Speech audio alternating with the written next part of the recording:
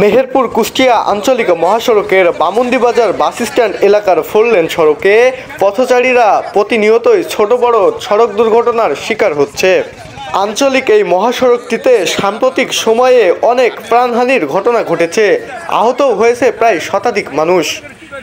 আজ 14 ফেব্রুয়ারি শুক্রবার বামুন্দি বাসস্ট্যান্ড এলাকার 4 লেন সড়কের শেষ প্রান্তে অর্থাৎ গাংনী যাওয়ার আগ মুহূর্তেই সড়ক দুর্ঘটনার শিকার হয় দুই পথচারী, যারা গাংনীর বালিয়াঘাট গ্রামের হাবুল ইসলাম এবং সাবেক ইউপি সদস্য রবিউল ইসলাম।